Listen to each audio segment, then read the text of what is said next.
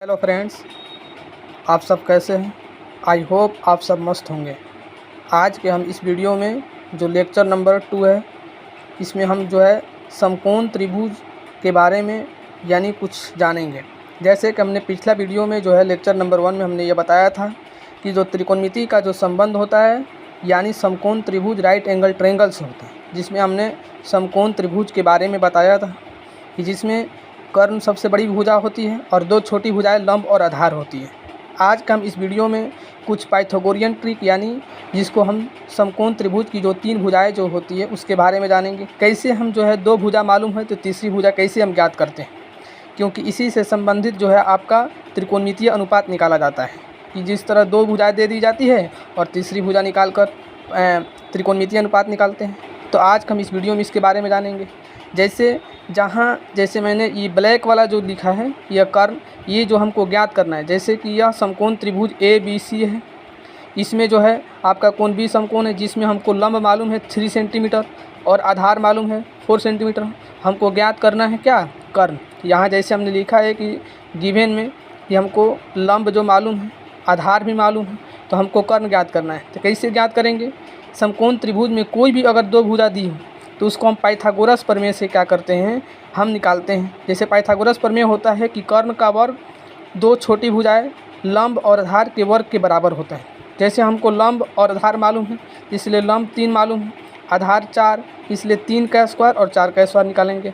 3 का स्क्वायर 9 होगा, 4 का स्क्वायर 16 होगा। जब यानी 9 और 16 को जोड़ेंगे तो 25 होगा। इधर का स्क्वायर इधर आकर क्या हो जाता है, रूट हो जाता है, इसलिए 25 का जो वर्गमूल निकलता है 5 आया।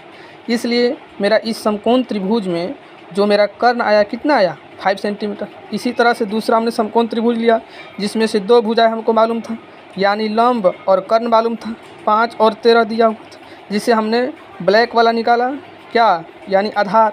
तो 2 भुजाएं मालूम है तो तीसरी भुजा हम कैसे निकालेंगे, पाइथागोरस प्रमेय से। पाइथागोरस प्रमेय हम जानते हैं कि कर्ण का वर्ग 2 छोटी भुजाएं लंब और आधार के वर्ग के योग के बराबर होता है। इसलिए हमने इसको जब निकाला तो कितना आया, देखिए यहाँ पे बताते हैं। यहाँ तो जब निकालें तो कैसे निकलेगा, क्योंकि हमको निकालना क्या है, आधार। चूँकि कर्ण और दिया हुआ है, आधार कैसे निकलेगा, जब कर्ण में से जब लंब को घटाते हैं तो आधार का स्क्वायर निकलता है। इसलिए आधार का स्क्वायर 13 का स्क्वायर और कितना होंगे तो 5 का स्क्वायर, 13 का स्क्वायर 169 और 5 का स्क्वायर 25 हो जाएगा। इसलिए कर्ण यानी आधार का स्क्वायर इतना आया। अब ये इधर जो होगा क्या हो जाएगा, स्क्वायर इधर आकर क्या होता है, रूट हो जाता है। इसलिए 144 का जो वर्गमूल होता है 12 होता है। तो हमारा आधार कितना निकल कर आया, 12। तो इस तरह से यानी जो हुआ यानी लंब मेरा 5 था और कर्ण 13 था तो आधार निकल कर आ गया। तो इस तरह जो है तीनों जो भुजाएँ होंगी लंब, आधार और कर्ण, 5, 12 और 13, यह मेरा एक पाइथागोरियन ट्रिक बनाया। इसलिए हमने कुछ यानी जो है कुछ पाइथागोरियन ट्रिक जो है जो आपको हमेशा यूज होते हैं, जो हमेशा आपको याद रखना है। जैसे हमने पाइथागोरियन ट्रिक यहाँ पर लिखा है कि जैसे समकोण त्रिभुज की यह लंब हो गया, यह आधार हो गया और यह कर्ण हो गया। जैसे 3, 4, 5 यह आपका एक पाइथागोरियन ट्रिक बनाएगा। अगर इसमें से कोई 2 भुजा दिया हुआ तो तीसरी भुजा आप आसानी से निकाल सकते हैं पाइथागोरस प्रमेय से। उसी तरह दूसरा मैंने पाइथागोरियन ट्रिक लिया 5, 12 और 13 यानी 5, 12, 13, इसमें से कोई 2 भुजा हो तीसरी भुजा ज्ञात कर सकते हैं। उसी तरह से तीसरा पाइथागोरियन ट्रिक हमने लिया 6, 8, 10। उसी तरह से चौथा 7, 24, 25। उसी तरह से हमने क्या लिया तो 8, 15, 16 पाइथागोरियन ट्रिक। और उसी तरह से 20, 21, 29 लिया। ये जो है बहुत मोस्ट इंपॉर्टेंट है, इसको आप यानी याद कर लेंगे तो कोई 2 भुजा दिया रहेगा तो आप तीसरी भुजा क्या कर सकते हैं, ज्ञात कर सकते हैं कि नहीं कर सकते, कर सकते हैं। अब हम जो है त्रिकोणमितीय अनुपात के बारे में जानेंगे, क्योंकि हम जानते हैं कि कितने त्रिकोणमितीय अनुपात होते हैं, 6 को त्रिकोणमितीय अनुपात का नाम जानेंगे, शॉर्ट नेम और फुल नेम। जानते हैं कि शॉर्ट नेम क्या होता है, अक्सर जो हम यूज करते हैं शॉर्ट नेम यूज़ करते हैं, लेकिन आप जान जाइए नॉलेज के लिए कि फुल नेम भी क्या होता है। शॉर्ट नेम होता है SIN, साइन इसको बोलते हैं। पूरा नेम में क्या होता है, ई जुड़ जाता है तो SIN, साइन। जैसे शॉर्ट नेम होता है कॉस, इसका फुल नेम होता है कोसाइन।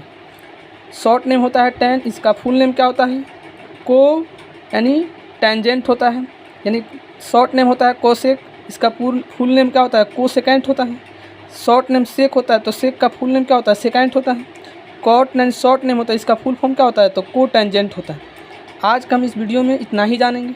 अगला वीडियो में हम जो त्रिकोणमितीय अनुपात जो होगा उसका वैल्यू क्या होता है, साइन थीटा का वैल्यू, कॉस थीटा का वैल्यू, ये जानेंगे हम। तो इतना आज की वीडियो में। चलिए शुक्रिया, थैंक्स।